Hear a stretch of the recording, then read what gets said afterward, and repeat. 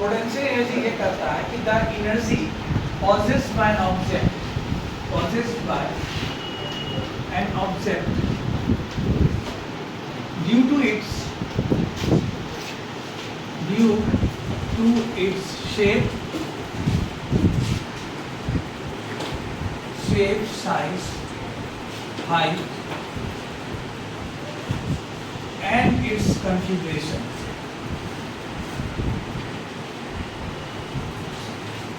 And its configuration is called potential.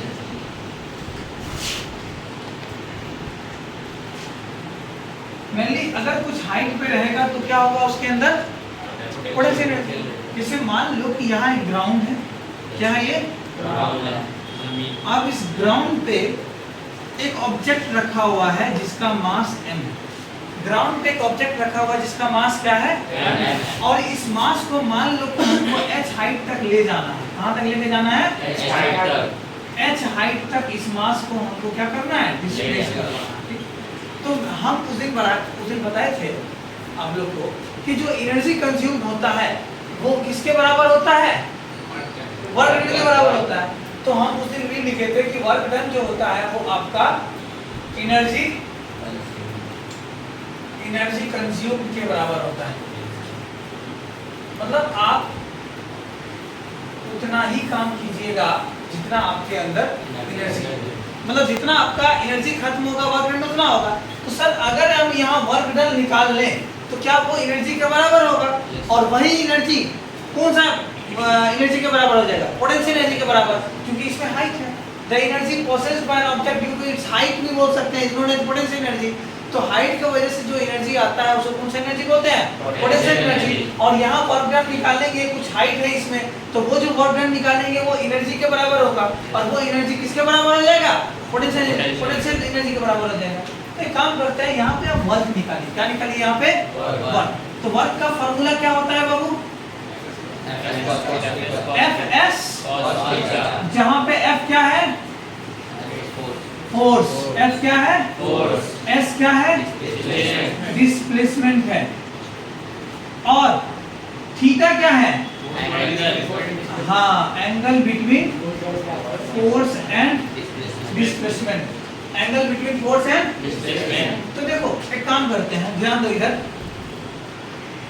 एक काम करते हैं।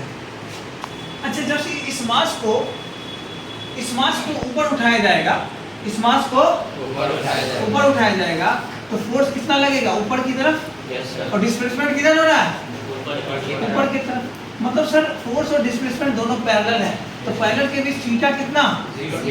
तो वर्क बराबर Fs cos थीटा है, तो वर्क बराबर Fs cos थीटा की वैल्यू और cos 0 की वैल्यू क्या होती है? तो वर्क बराबर क्या होगा? तो फोर्स बराबर क्या होता है?